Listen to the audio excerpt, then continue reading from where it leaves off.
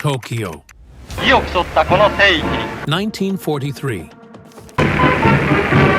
The war rooms were silent. United States aircraft carrier Hornet. Japan's top admirals and generals sat around a long table, staring at reports that didn't make sense. Every number, every page, screamed the same thing. The war was already lost. It wasn't because of new bombs or secret weapons, but something far more terrifying: math. America's factories were producing faster than Japan could destroy.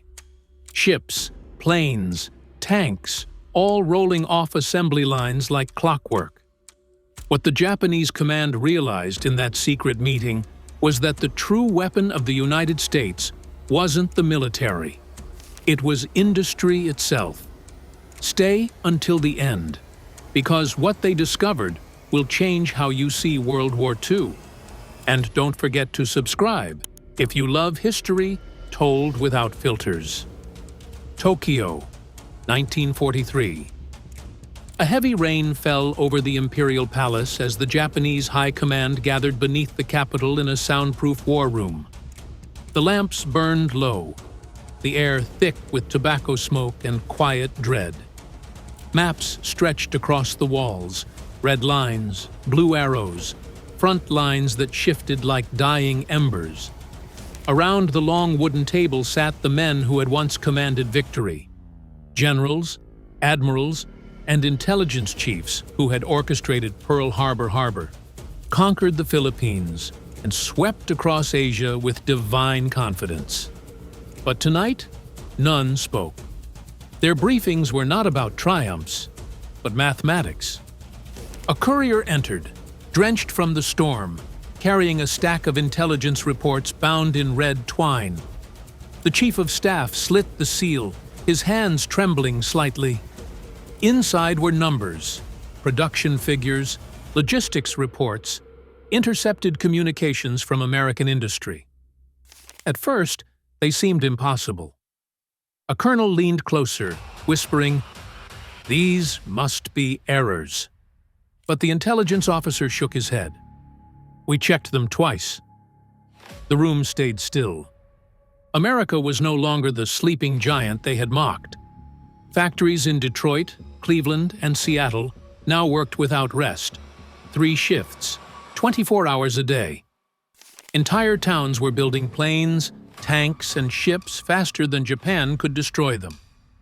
An admiral clenched his jaw.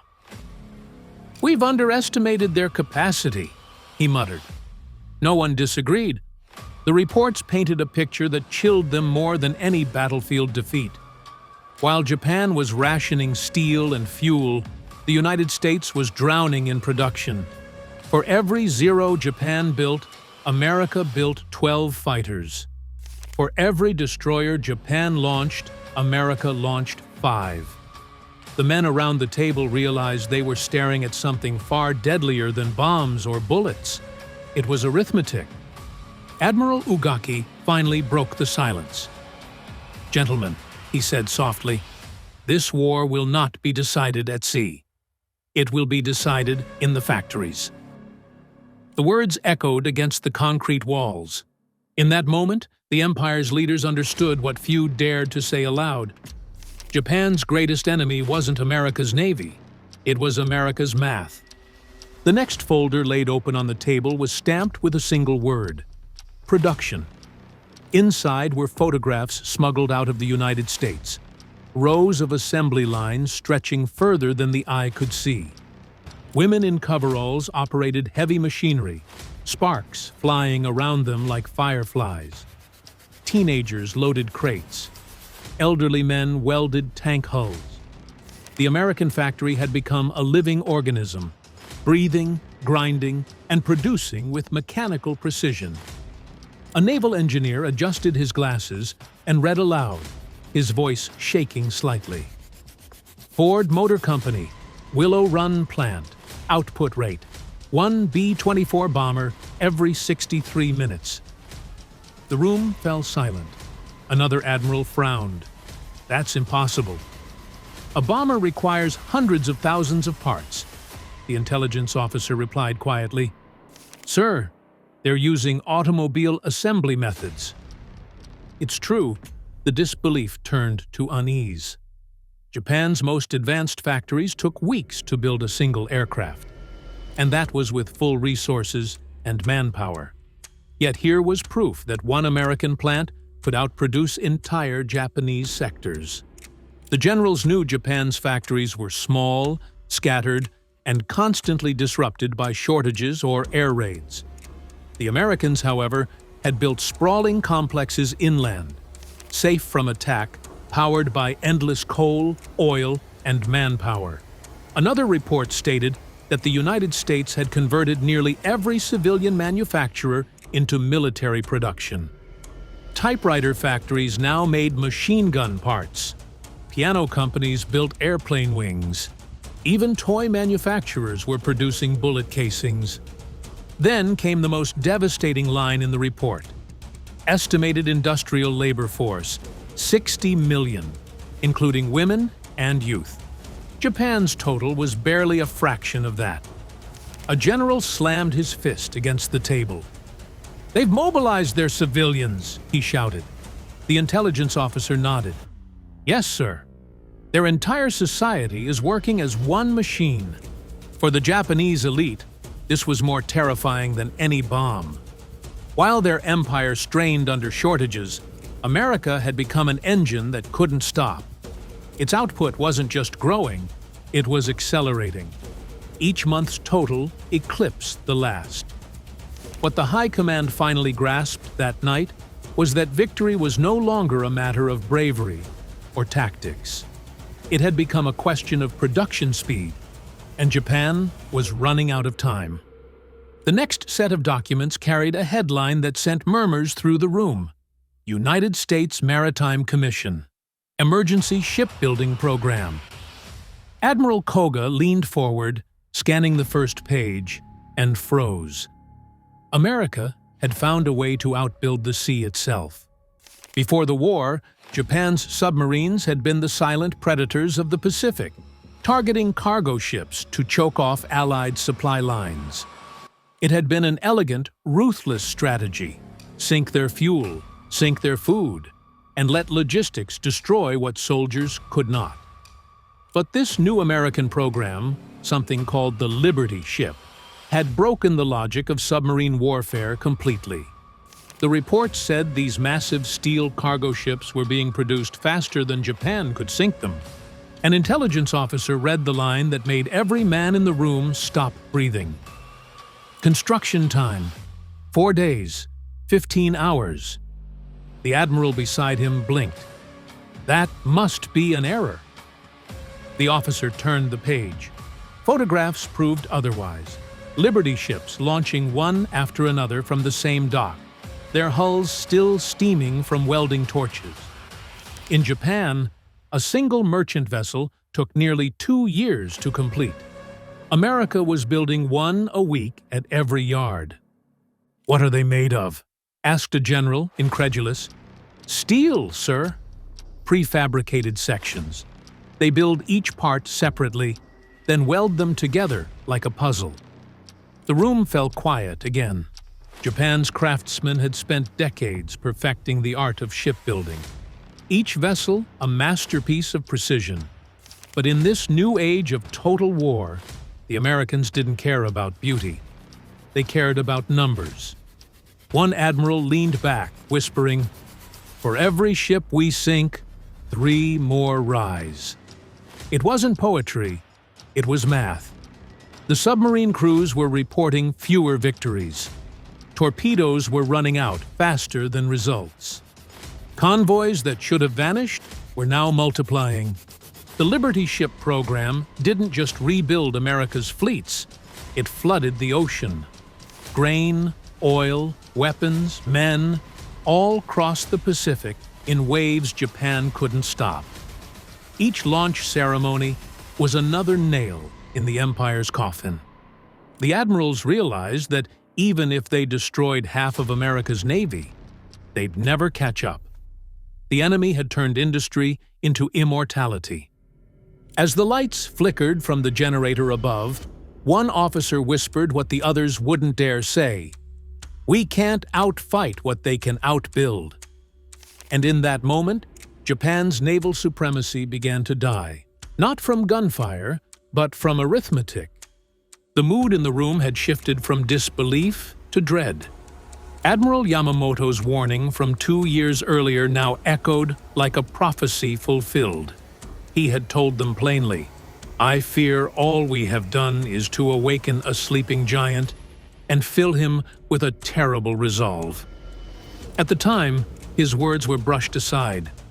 America, they thought, was soft, materialistic, unprepared for long war. But now, as the reports continued to pile across the table, everyone knew he had been right. The giant wasn't just awake, it was running at full speed. The intelligence reports showed something far beyond the military.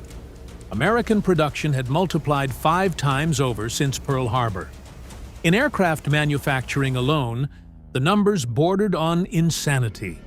Factories that had once made cars now turned out bombers in endless lines. One plant produced more planes in a single year than Japan could build in 5. Every 24 hours, hundreds of engines, thousands of rifles, and tens of thousands of shells left assembly lines across the continent. A general rubbed his temples and muttered, "They're not even fighting at full capacity yet." The line hung in the air. America still had factories transitioning to war work, still training workers, still scaling up steel and oil production. What they were seeing wasn't America's maximum effort. It was just the beginning. Yamamoto had spent time in the United States, studying at Harvard and touring their industries. He had seen the highways, the railways, the oil fields stretching beyond the horizon. Most of his peers had dismissed his concerns, assuming Americans lacked the discipline to fight. But Yamamoto had seen something deeper, their ability to unite when threatened. "They are slow to anger," he once said, "but when aroused, they are like a typhoon." Now, that typhoon was turning across the Pacific. The American spirit, innovation, cooperation, relentlessness had become their greatest weapon. The Japanese High Command sat in silence, realizing the bitter truth. The industrial machine they had mocked was now an unstoppable force. Every bolt, every bullet, every plane represented not just machinery, but the will of millions. The sleeping giant wasn't just awake. It was building its own destiny, one factory shift at a time. The next report wasn't about ships or planes. It was about math, cold, brutal arithmetic that no amount of courage could erase. Japan's intelligence officers had compiled data from across the Pacific and Europe, and what they found made victory impossible to even imagine. The numbers were staggering. America was producing more steel in 1 month than Japan could forge in an entire year. Their oil output from Texas alone dwarfed Japan's entire empire. They refined more rubber synthetically than Japan could ever import. Their aluminum factories worked around the clock, feeding endless streams of bombers into the sky. One officer read the figures aloud, his voice trembling. Over 300,000 aircraft projected by next year. Another quietly whispered, "That's more than our total arsenal since the war began." Japan's generals stared at the charts, columns of red ink marking shortages of coal, copper, oil, and manpower. The empire had spread too far, too fast. Its supply lines stretched thin across thousands of miles of ocean. Every new conquest added territory to defend, not resources to use. The colonies that were supposed to feed the war machine instead drained it dry. Meanwhile, America's machine only accelerated. Assembly lines once dedicated to cars and washing machines now churned out tanks and jeeps. Civilians had become soldiers of industry, women working double shifts, teenagers welding steel. old men driving forklifts at shipyards. In every town, church bells signaled not worship, but production quotas met. Henry Ford's assembly line methods had transformed warfare. Factories that once took weeks to make a car could now build a bomber in hours. The B-24 Liberator alone required over 500,000 parts. Yet Ford's Willow Run plant was completing one every 63 minutes. The Japanese officers stared at that number again, as if repetition might make it false. It didn't. A general broke the silence. This isn't a war anymore. It's an equation. And he was right. Japan's courage, training, and sacrifice meant nothing against production measured by tons instead of troops. Every day, America's output widened the gap until it wasn't a contest. It was a countdown. The Japanese high command realized what no one dared to say aloud. The war was already over. They were simply watching the math catch up. By late 1943, Japan's empire stretched from Burma to the Solomon Islands. On maps, it looked vast, unstoppable, a crimson sweep across the Pacific. But the illusion of dominance was collapsing from within. The next set of intelligence reports exposed the empire's fatal flaw. They controlled land, but not the means to use it. An admiral spread a chart across the table. "We have territory," he said, "but we cannot move its resources." Japan's oil came from Indonesia, its rubber from Malaya, its ores from Manchuria. Every drop and ounce had to cross an ocean infested with American submarines.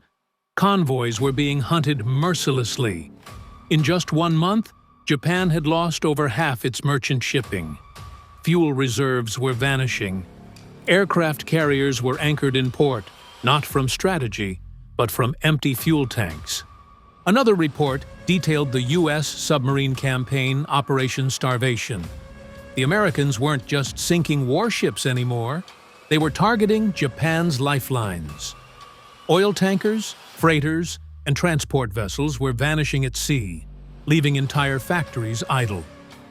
Japanese steel mills in Kobe ran out of iron ore. Aluminum plants closed. Entire shipyards were abandoned for lack of materials. A general pointed bitterly to the American mainland on the map. They sit protected between two oceans. No bombers reach them. No submarines touch them. Their factories hum without fear while ours burn. He was right. America's heartland had become an untouchable fortress of production. Its supply lines were short, its resources endless. Japan's, by contrast, were stretched so thin that one destroyed tanker could collapse an entire region's output. As Tokyo rationed coal and fuel, American cities glowed brighter. Their farmers grew more food than they could eat. Their refineries overflowed with gasoline, their ports stacked with ammunition and machinery. And worst of all, the U.S. had barely mobilized its full industrial capacity. Only a fraction of its potential was in use. The Japanese High Command stared at the final line of the report. They have enough oil and steel to fight for 10 more years. The room went silent. 10 years. Japan's reserves, by comparison, were measured in months.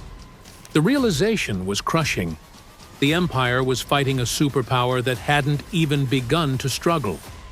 The question was no longer if they would lose, but when. The final folder in the intelligence stack was different. It wasn't stamped production or logistics. Its title was simple, handwritten, America's True Weapon. Inside was a report that struck the officers harder than any bomb or battle could. It wasn't about ships, aircraft, or oil. It was about something Japan could never match: potential. One intelligence officer stood as he read. "The United States," he began quietly, "is operating at less than half its total war capacity." The words felt surreal. Less than half. That meant America was winning without trying its hardest. Every factory they'd studied, every statistic that had terrified them for months, represented only the beginning. The industrial giant hadn't even reached full power. "Impossible," a general muttered, shaking his head. But the data was irrefutable. The report explained how the U.S. economy, still converting from civilian to wartime production, continued to expand every month. Entire new industries were rising out of empty farmland. Steel mills, shipyards, ammunition plants, each larger than Japan's entire industrial base. Their workers were still being trained, their machines still being installed. Yet even at half strength, America was producing more than all Axis nations combined. Then came the part that silenced the room entirely. "They're not motivated by fear," the officer said. "They're motivated by unity." In Japan, resources were controlled by the military, production by rigid bureaucracy. But in America, every citizen, from farmers to teachers, had become part of the war machine voluntarily. Housewives welded aircraft wings. College students melted scrap for bullets. Hollywood actors sold war bonds. The entire nation had turned its daily life into ammunition. An older admiral finally spoke. "So, their strength isn't just in factories," he said. "It's in spirit." And that realization hurt more than any defeat, because spirit could not be blockaded, bombed, or burned. The Americans had achieved something Japan's leaders had never believed possible. They had turned freedom itself into a weapon. As the meeting dragged into the early hours of morning, the Japanese high command sat in stunned silence. They understood now this wasn't a battle between armies anymore.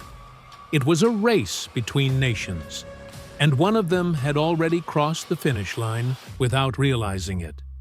America's true weapon wasn't the bomb or the battleship. It was a limitless will to build, fight, and endure. When dawn crept through the blackout curtains, the war room had fallen silent again. The reports lay scattered across the table. Numbers, graphs, maps, and intercepted communications that together told one unmistakable truth. Japan's empire was finished. Not in theory, not in spirit, but in fact. Every man in that room understood it, though none dared to speak first. At last, one general broke the quiet. "We misjudged the enemy," he said. "We thought we were fighting soldiers." He paused, his gaze heavy. "But we were fighting a nation." The realization struck them all at once. Japan had fought this war with warriors, men bound by duty, by tradition, by the Bushido Code. America, on the other hand, fought with something far more terrifying: collective determination. Entire communities were turning out planes and ships as if it were a sacred calling. Housewives skipped sleep to work night shifts. Children gathered scrap metal from the streets. Men too old for the battlefield found new purpose on the factory line. The generals had believed morale was Japan's strength: discipline, obedience, sacrifice. But America's morale came from something else entirely: unity. Their democracy had not made them soft, it had made them unstoppable. They weren't commanded to serve, they chose to. As one admiral leafed through the final page, he found a line from an intercepted speech broadcast in the United States.